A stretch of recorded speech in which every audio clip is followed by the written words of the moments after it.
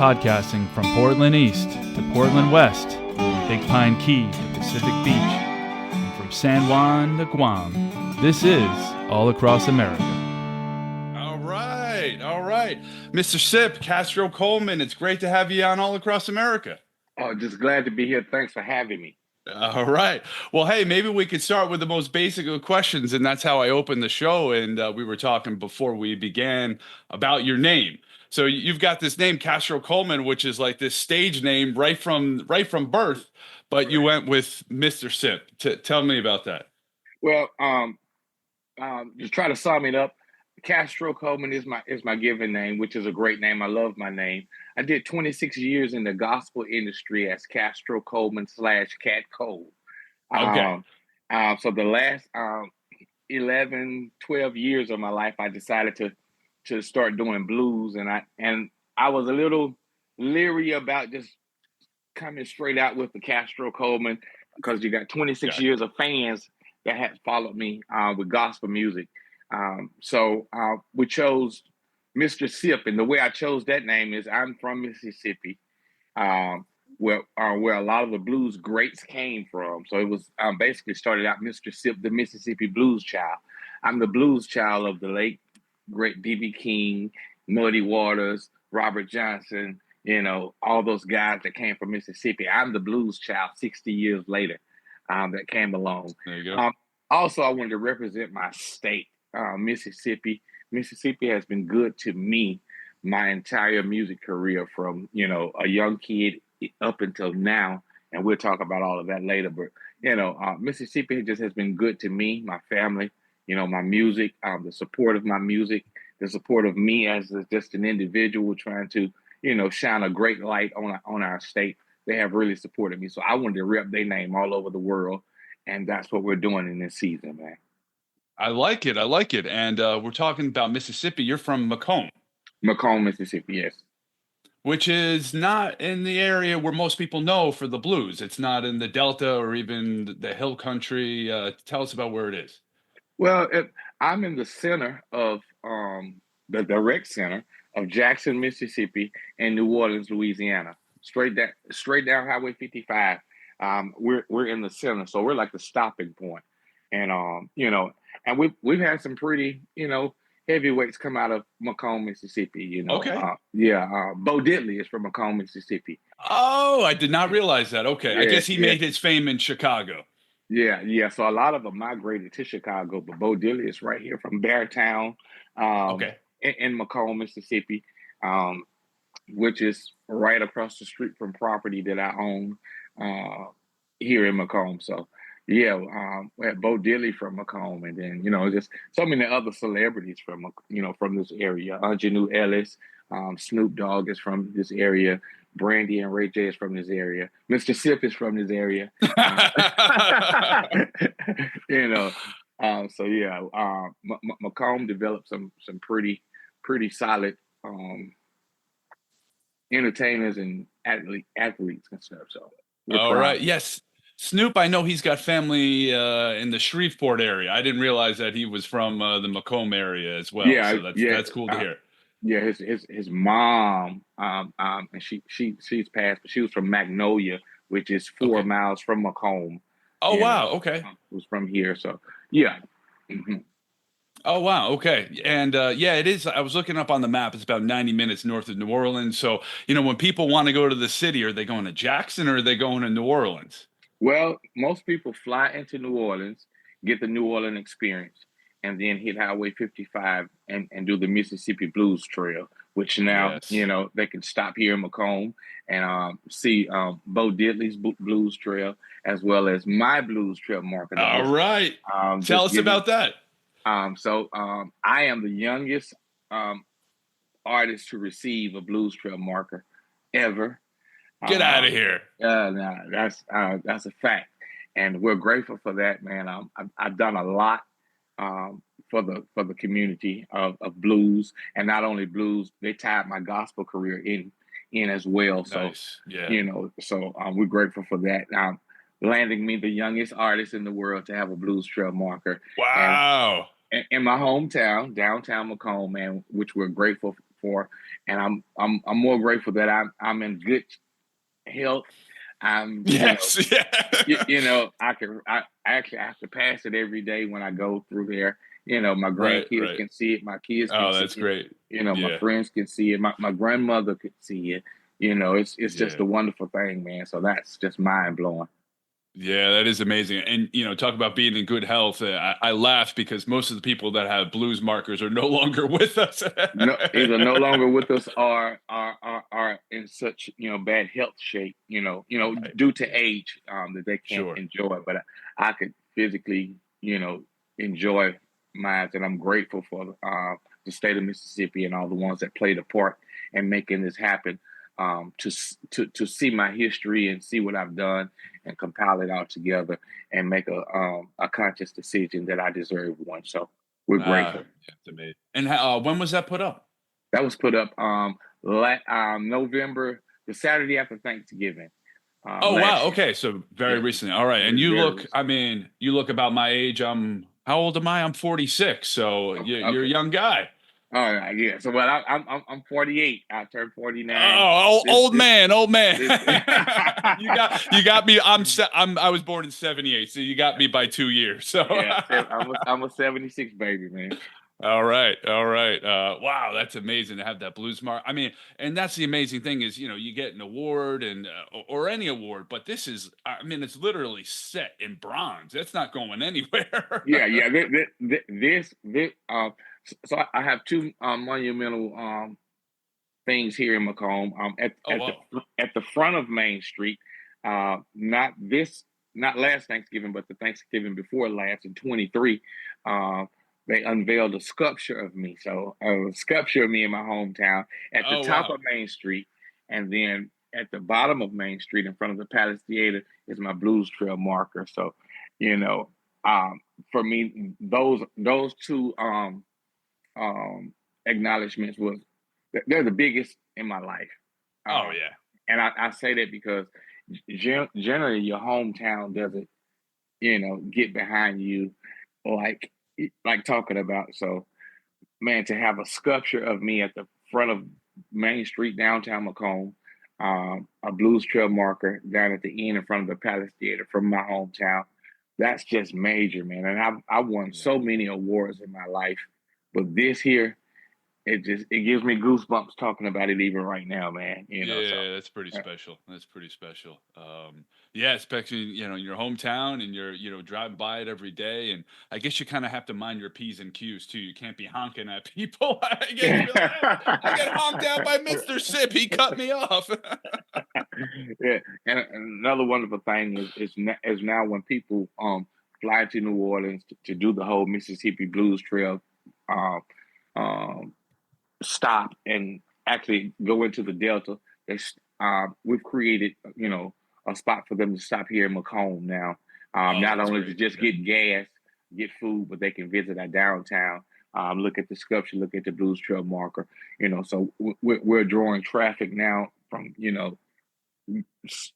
Europe, just all over the place that they're coming in, and even the people that fly to Jackson to drive to get to New Orleans Oh, experience. that's great. Okay. Macomb is the stopping point now, man. So we're Very grateful nice. that I'm here. Um, Unlike any of the other celebrities, well, New Ellis is still here, but Yeah. I think I'm the only celebrity here in Macomb that's still living in Macomb, and Right. doing business in Macomb, and walking around like an everyday guy because I am an everyday guy, but yet still go out and tour the world and That's and great. and present music to the world. Yeah, I used to live in New Orleans myself, pretty close to the Crescent City connection, not too far from downtown. So, I mean, I've done that drive quite a few times up through into the Delta, and then coming into Memphis and going south, and just Yeah, seeing the whole trail. And it's even changed in the last few years. I remember Paul Monkey's Lounge is no longer there, so yeah, I had a nice time visiting that, and the Hill Country as well, and R.L. Burnside, Junior yes, Kimbrough, and yes, love that as well. And speaking of awards, you got a Grammy recently. yes. I was nominated twice in 2024. One nomination was for the Soul Side of Sipp, which was my first soul album with Okay. the Malaco record label. And then I was on the compilation album with the Count Basie Orchestra. Actually, was the only artist on there with two original songs that I wrote, Right. produced, and recorded. And the Count Basie Orchestra won the Grammy. So, man, look, I never saw none of this coming. I just do music, to do music and people to have, fun and find joy in it and stuff. But the Grammys is like, wow, wow, wow, wow, wow, wow, wow, wow. So we just Yeah. we're grateful, and still we still don't tote that on our shoulders. I'm still just me, I'm But grateful. it, I'm you, grateful, you, bro. you may not toot your own horn, but I saw in some of the upcoming shows you have, they say Grammy Award winner, Mr. Sipp. I uh, I had a guy on the show who won an Academy Award some years ago, and he said it was like being knighted. And any project he would have, Academy Award winner, yeah. director Chuck Workman. So Yeah. Well, it most definitely give a different look to the profile, and we embrace it. We don't bask in it, but we embrace it. The work has been done over the years, and I just we're grateful for it. But it's nothing. I walk around and say, yeah, I'm a Grammy Award winning, 2-time Grammy nominated. No, man, I'm just doing music, man, and just trying to love on the people, man. So That's it. That's it. And so how did that come about? You have the first song on that album. It's called, it's called Basie Swings the Blues. And yes. so did you go to a studio with a full swing band, or were you recording your part? How did that come about? No, I actually went to California with, Okay. with the orchestra, Oh wow. Okay. and it was an amazing process, man. Like all of the artists and the orchestra got together. We rehearsed for 2 days and we cut the record in one day. Wow. Okay. It was Scotty Barnhart, the producer, and he reached out to me. He resides in Florida now, and I did some dates in Florida, and just ran into Scotty down there, man. And he was like, "Man, Perfect. one day we're gonna do a project, with the orchestra, and we'd love to have you a part." And I was like, "Cool, man. I'm just a phone call away." Never thought it was gonna happen. And Scotty kind of gave me the phone. He was like, "Man, this is happening, and we want to make this happen. Do you want to be a part of it?" I was like, "Of course." He was like, "There's a few more artists I'm trying to contact, but I wanted to reach out to you to see if you can do it." I was like, "Cool," and he was like, "Man, we actually want to do two of your originals." I'm like, "What?" Wow. So they did an arrangement to them, and man, it was freaking amazing, man. It was amazing, man. So just to sit there and rehearsal with those guys, and then actually cut it in real time, you know, that was mind blowing. It's always a dream of mine to play with like a big band, you know. Right. Right. You, I you mean, know, we're not talking a 4-piece blues band. That's a big band. That's, yeah. playing your music. That's something special. Oh man, it sounded so great. It sounds great, and I was grateful to be a part of it, and I was grateful to be on that album with some some powerful artists in the world. Robert Cray, George Benson, Bobby Rush, Shamika Copeland, Yes. and the list goes on. Man, it was just mind blowing. Yeah. So, I got maybe I can tell you my Count Basie story. So I'm a big Count Basie fan. I mean, I love his stuff from the 30s and 40s. So my grandfather, and this is on my website, and if anybody wants to check it out, has, and I still have the record player. He used to record live jazz in New York City, and he would bring a record player with him for 78s. Have you ever seen a 78? yeah. The old school shellac. And so this, I mean, it was a gigantic suitcase style thing, and he would carry it to shows. He would go to jazz clubs in New York City in the post-war, late 40s, early 50s, and he would record the band on this portable record pressing machine. And Wow. so, it had a input, and the record would spin around, and it would record live all these bands, and then they would purchase the record from him. And I still have one left, but I was recently with my uncle, and he gave me. I have the record player; it still works. It's up in my attic, and he gave me a bunch of Count Basie records. And so my uncle's or my grandfather's collection, and for folks that this is an actual record album right here, filled Wow. with 78s of Wow. Count Basie. Wow.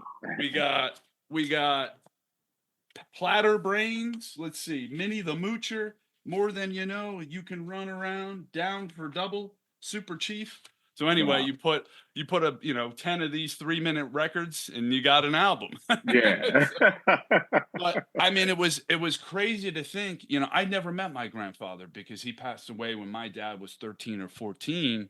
But he left behind all these records. And so I have the exact same music 80, 90 years later on CD. So I just thought that Wow. was a really interesting thing, that here's a man that I never met 2 generations removed. We have the exact same musical taste, which I thought was Wow. really cool. So, That's really cool. Really cool. yeah, Count Basie's always been close to my heart. And your parents, your family, were they musically inclined?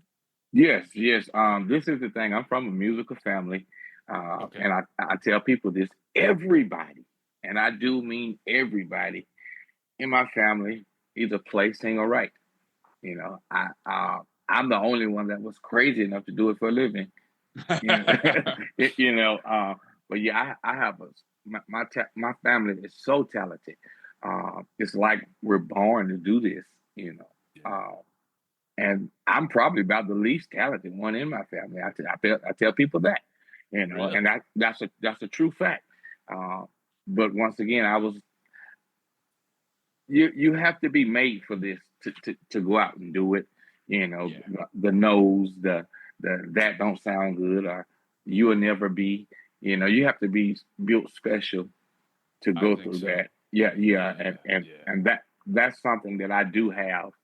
Uh, is I could take the criticism. I could take it. I could take it because it only makes me better.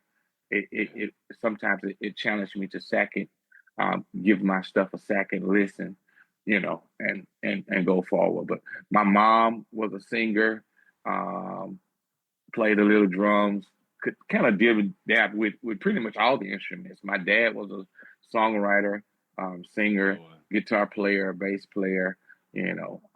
My grandmother, my grandfather. Literally my uncles, my aunties. I was raised around it. It was no other choice. Music was in the house. Music was going on, and they had local groups, local bands, church choirs, and things of that nature. Um, that I was always a part of, was able to see. I do remember at an early age, my dad and his group, gospel group, rehearsing at the house. Equipment is Uh, everywhere. So I'm checking out how he hooked this up. I'm checking out how he's teaching band parts and vocal parts and stuff. So I'm the kid that's just sitting there in the way. You know, and so all of that fell on me, and that's what I've been doing. Started playing when I was 6. I was on stage by 8. I was touring by 10. You know, wow. and the Okay. rest is history. Yeah. So do you play with any of your family members these days, or? When I do local shows, Okay. they're not interested in traveling. I do have a brother that is super, super, super talented. Um, every chance he get to go out with me, he does. But he drive trucks, and that's his thing. So you know, Right. um, so when I'm off, if something is going on around here, I'm the guy that'll pop up and play with everybody. So, and a lot of times, some of my kid folks, playing and doing stuff. And then every Thanksgiving, it's my grandmother's birthday, and we actually each family have to represent, you know, the siblings. So, yeah, so that's a whole big musical shenanigan, you know. Nice. So each family get up and do a selection, and then my grandmother actually closes it out at the end of the day, which is pretty amazing. That's So pretty special. yeah, it is, and when I first started uh, touring and doing the blues, it's funny the agency didn't understand how important that was to me, not to book me on Thanksgiving weekend. you know. So, so of course they tried a couple of times, and I said no to some pretty awesome gigs, but nothing is more awesome than me hanging out with my family, spending that time with my grandmother. She's up in her 90s now, and every Oh wow. Thanksgiving that she's here is more special, more special. So yeah, it's a pretty cool Yeah. thing. Yeah, you can always find another gig, but you only have one Yeah, grandmother and only so one much time you could spend with her. Yeah, that's exactly, great. Yeah, exactly. yeah. And what kind of music does she perform? Gospel. So Yeah. my family, they're a gospel, gospel, gospel, gospel, gospel, Okay. gospel, gospel. All right. You know, and it's crazy that I ventured off into something else other than gospel, but I'm grateful that my family has always saw me as an artist and not a gospel musician or a gospel singer or a gospel writer. So when I made that switch, it was very important to me that my family was okay with it, and they were, and they support me. I have family members that when I do shows locally, uh, they won't come, but they'll buy up a lot of tickets. You know, so they still Okay. they're still showing me Right. that they support. You know, Yeah. um, they'll buy albums to gift to coworkers and stuff like that. You know, and I can respect that. I can Yeah. respect that. That's still showing me love, Yeah. support. Uh, yeah. So I have an awesome family, man. Yeah, that's great. And you were on. I guess you've got the.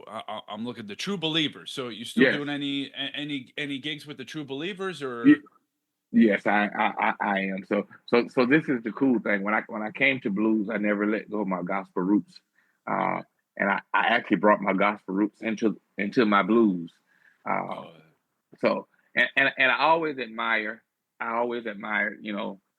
people like Sam Cooke, Aretha Franklin, yes. Al Green, Reverend Al Green. You know, so Yes. I could say boldly, and this is a fact, that I am amongst those unique people that has been able to do both genres at the same time successfully. You know, so I am a gospel artist, a professional, national, international gospel artist, as well as you know, and a national as well as an international blues artist at the same time in the same breath. I'm actually doing blues festivals now. I headline on a Saturday night as Mr. Sipp, and then I close it out with a gospel brunch as Castro Coleman and the True Believers. Wow. Okay, you get two paychecks. Like my kids said when they was little, Daddy, you're making two monies. That's right. That's right. Which is not about the money. It's about spreading the good news, whether it's Yeah. through blues or gospel. And I'm grateful that, that they see fit to merge both of them together and utilize me as that vessel to bring the good news. So I'm just grateful for that. Yeah, and the one thing connecting both, I guess, would be your record label. Yes. Yes. And Malaco and Records. yeah, and they've had, I mean, all the gospel greats, the violinaires, the Jackson Yeah. Southernaires, the Yeah. Highway QCs, Dixie Hummingbirds. I mean, Yeah. they're it. Yeah. Malaco is the muscle behind um, the Sipp. I say that. Right. And I'm grateful for them. I've been around the company for a very long time, even as a kid, and some sessions, just being the kid that's in the way, to now being one of the main guys that's still creating and producing music for the company. Uh, they have been great. They've been good to me, and just honored to be there, man. They're like the oldest and the last soul company that's living, you know, Yeah. and still putting out great music. So, um, shout out to Tommy Jr., Tommy Sr., and the whole Malaco family for accepting me and even letting me be my unique self. It's like, I, I hear so many stories about not having creative control over what artists do. Those guys, and it wasn't easy. I say that it wasn't easy. I had to gain the trust, but over the years, I've gained the right to have, total creative control over what I do. And that makes it fun for me to do. Like I'm singing and producing the stuff that I feel that I want, that I feel that the world needs, without somebody spoon feeding me saying, "Hey, you need to do that. You need to do this." I think at this point, if the record sells, if it make money, we're cool, we're happy. If not, I don't think they care, and I don't care either, man. We just want to put good music out there, and whoever gets it, gets it.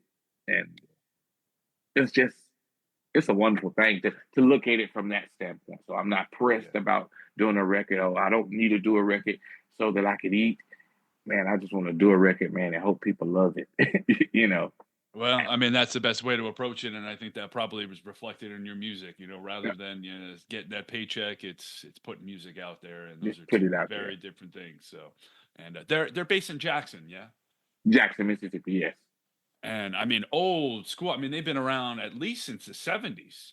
I mean, just pumping out music for decades upon decades, and they've been around for a long time, man. And very impressive catalog, man.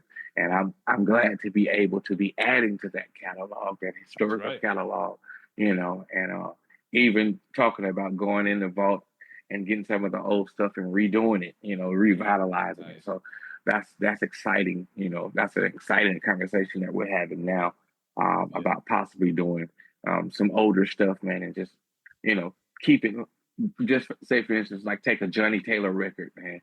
Keep his vocals, and I redo the music. Oh wow, okay. Yes, stuff like that, man. So that's man, we're just excited about what's to come with Mr. Sipp, Castro Coleman, and Malaco in the future. Yes. Yeah. Yes. And tell me about like just the music, the audiences, the venues. How has it been different from the gospel world versus the blues world?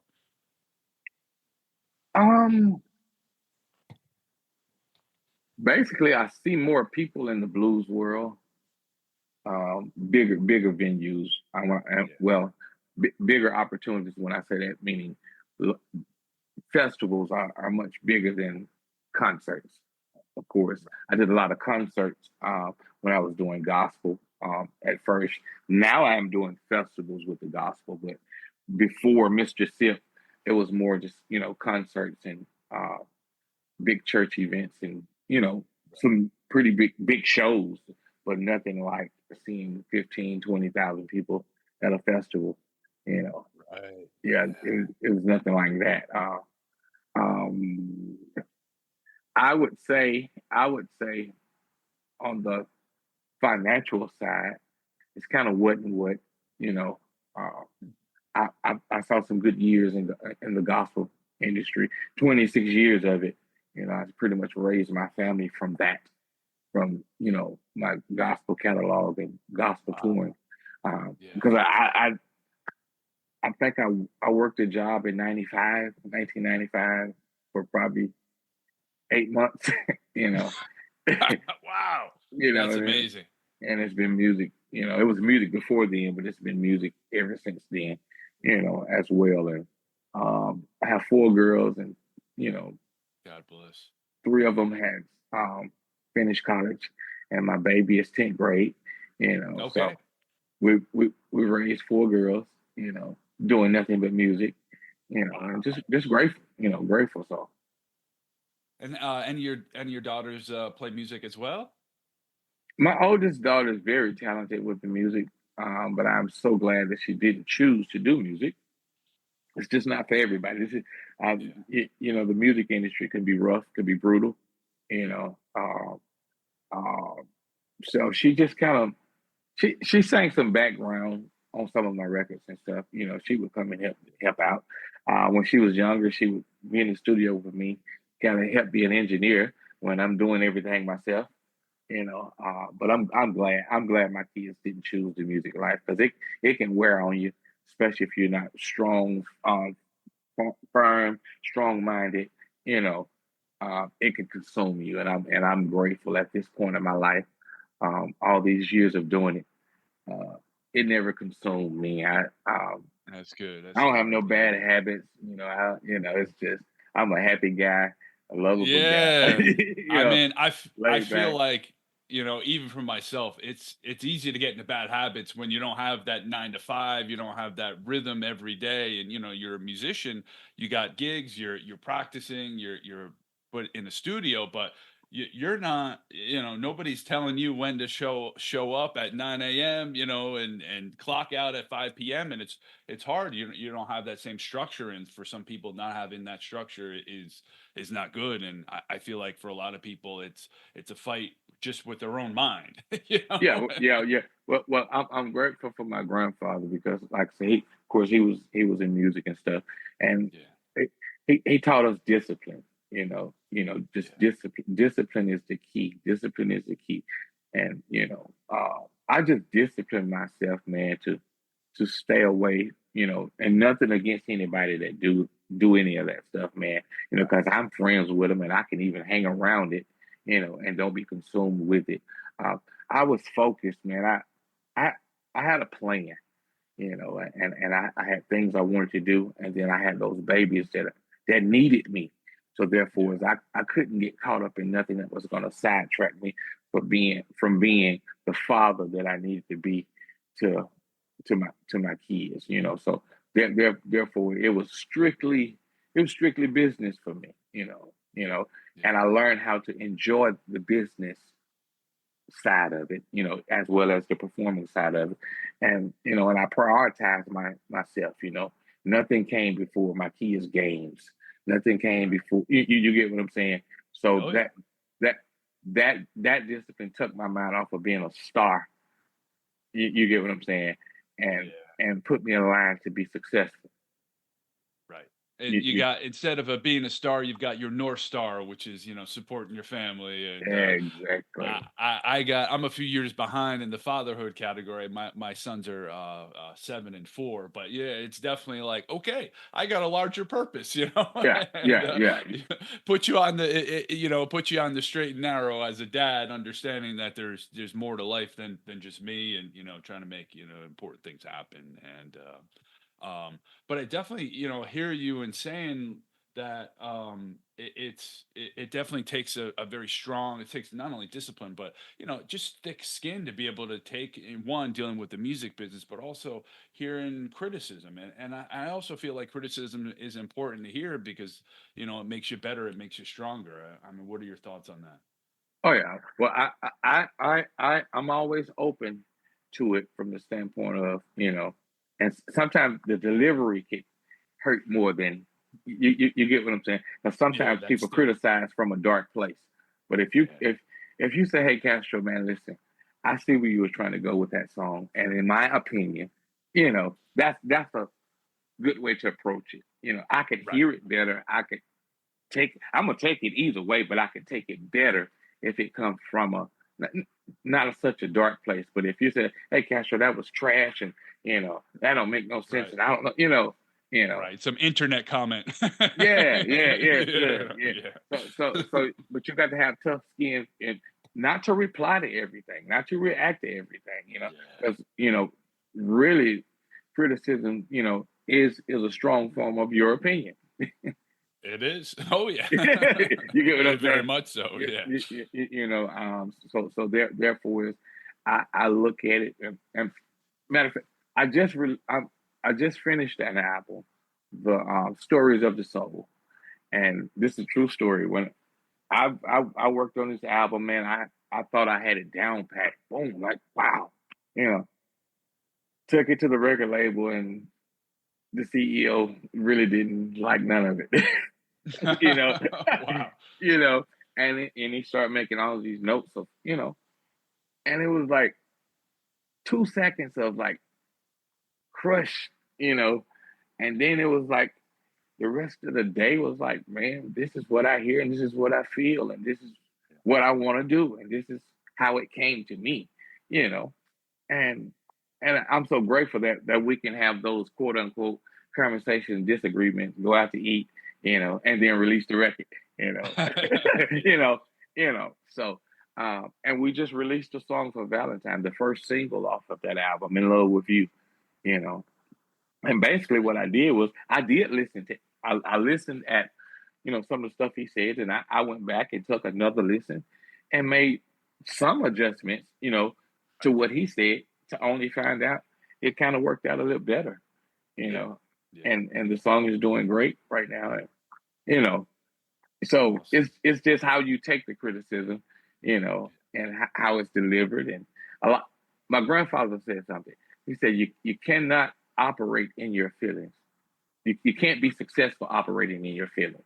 That's right. Meaning, sometimes your feelings may be hurt about a situation, but you got to quickly get over that. Either fix the problem, ignore the problem, keep moving forward. You got to keep your feet moving. But if you get in your feelings, then you sit there and you're thinking about it. Now I'm mad at you. Now I'm not being productive because that. Perseverating. Yeah. Yeah, Dwelling. Yeah. Yeah.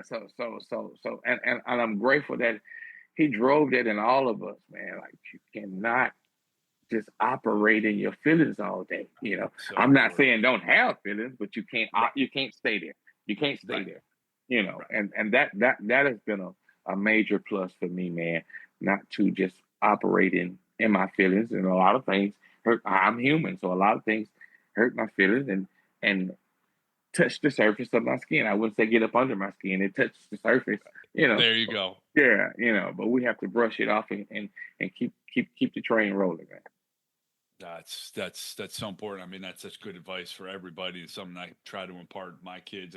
Something I try to remind for myself too, Yeah, because yeah. we're all human, and sometimes these things hurt. But I heard it said recently that you let people be powerful over you if what they say affects you too much. And Yeah. the way to reclaim your own sense of self-worth and power is just not to let it get to you, and not let it to claim you, and to take what you need from it or forget about it. But you got to be able to move on in some way and not dwell on it. Otherwise, it can just steamroll you. And I'm with you 100%. Oh yeah, and then even with that, you still can't allow them to say, "Well, he don't care about nothing." No, I do care, but I care enough about me not to let what you're doing. That's exactly it. Yes. So they've tried to twist it on me several times. Oh, he's hard. He don't care about nothing. No, I care about everything. It's just I care enough now to not let it affect me. So we're gonna just deal with it on the surface and be done with that. Let's go out to eat. So speaking of eating, you've been on a couple of you just came off the legendary Rhythm and Blues cruise. Tell us about that. Oh man, look, that's always a great experience, and I encourage anybody that's watching this is to go to the legendary Blues Cruise, Rhythm and Blues Cruise website, sign up. It will change your life. It's 7 days of music, blues music with some of the most powerful bands, man. All day, all night, 7 days. And the joy about it is we're all on this ship together. So you run into Kev Mo. You're eating with Kev Mo. You're eating with Mr. Sipp. You're eating with Eric Gales. You're eating with Taj Mahal. You're talking to Tommy Castro. You're jamming with Tommy Castro. Like it's mind blowing. I've been on a lot of cruises, with my family, class reunions on cruises. But when I started doing the legendary Blues Cruise, there's no other cruise like it, man. There's no other cruise like it, man. And I host a party that starts at 1 a.m. It's called Mr. Sipp Sugar Shack. It starts at 1:30 a.m. And we go to the sun up. Like literally, we go to the sun up. And you never know who's gonna come in and jam. That's the thing. Like it starts out with me and my band, and probably 40, 50 passengers in there. And before you know it, it could be 300-400 people in there. Anybody from Kenny Wayne Shepherd jamming with me, Eric Gales, Kingfish. It's massive, man. It's just so that's the legendary Blues Cruise, man. And I think everybody should check it out. Yeah, and there's you just came off one out of Fort Lauderdale in February, but there's another one in the spring out of San Diego. Yeah, So it happens 2 times a year, once in January and once in October. The one in January leaves out of Fort Lauderdale, and the other one in October generally leaves out of San Diego. So we're grateful that Roger has somewhat given us a spot on both of them. So for me, that's like a paid vacation. Yeah, really. Hanging out with all of my musician friends, and this is we see each other, while touring, but it's pretty much passing. Hey, what's Right, going on? right. I can hear a piece of his show, then I got to go, leave out. But on that blues cruise, we're there, we're talking, we're hanging, we're jamming, we're eating, we're sitting in with each other. So yes, 2 times a year, man. We're on that That's blues great. cruise, Yeah, man. that's Just a bringing joy to everybody, man. yeah. That's the definition of a junket right there. Getting Yeah. paid, loving what you do to go Yeah. cruising. Yes, indeed. Yes, indeed. And then Roger has allowed me, Roger Neighbors, he's allowed me to do a gospel brunch on that That's blues great. cruise, which That's has terrific. been a hit Yeah, I for the bet. cruise, man. Yeah, man, they love it, man. So I get a chance to do my gospel on there, man. And man, the people they eat it up because it's just a refreshing twist on the blues cruise. Yes, And yeah. I tell people that's amazing for me because you really have, over 3,000 blues fans there for a blues cruise. And I was bold enough to ask, can I do a gospel brunch, and was bold enough to do it.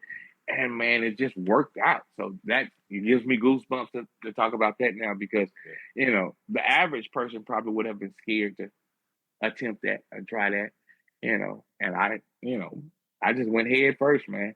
I said, good music to good people, it should be good, and here we are, That's years great. later, I mean, they're doing it. bridging both worlds and Yes. introducing blues fans to the gospel and hopefully the reverse as well. You got a gig at the Jazz and Heritage Festival coming up. Yes, yes, we will. We'll be doing that May the 1st. All I'm right. headlining the Blues Tent.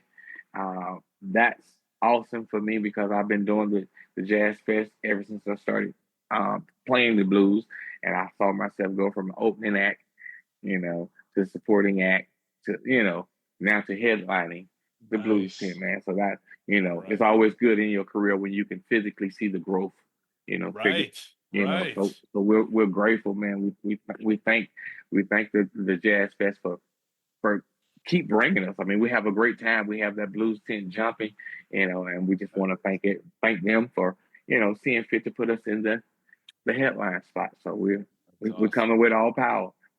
Awesome. Yeah, it's like seeing I don't know if you've seen some of these people on the internet and they're like nurse's assistant, nurse. They show the Yeah, head nurse. They show all their name tags as they moved yeah, up. So it's yeah, great to yeah, see, from opening to the headline. So that's yeah. pretty. If you played there's a festival in Lafayette, Louisiana every year, which I think is really great. That happens I think in June. I don't speak French, but it's the Festival International de Lausanne, which is a really, really great festival in Lafayette. So if you hear about that and you're ever invited or can get yourself a billing there, that's a great festival Oh, as well. that's most definitely when I would check out. I would have to check out. I love that one. A little bit different than New Orleans. I mean, the Jazz and Heritage Festival brings in people from all over the world, which is amazing. The Louisiana one in Lafayette is definitely more people from Louisiana, I would say, and so it's a little bit different in that respect. But I don't know. I'm a big fan of Louisiana, Mississippi. That whole region. I mean, it's where music in America emanates from, as far as Yeah, I'm concerned. yeah, yes, yes.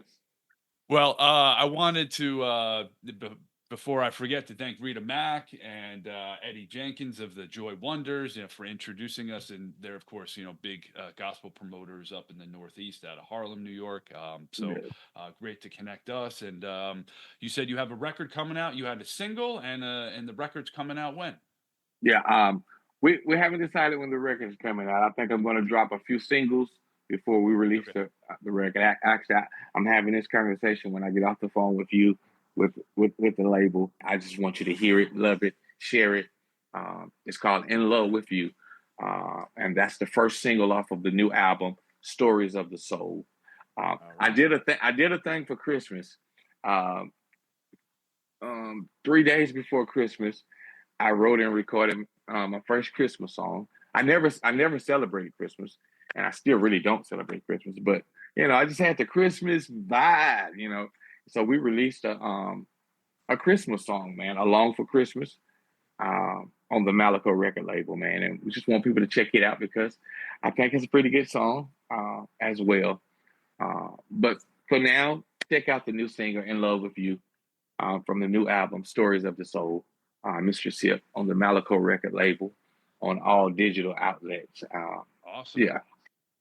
All right. Well, Castro Coleman, Mr. Sipp, it's been a pleasure to have you on the show, and everybody check him out. And thanks again for joining.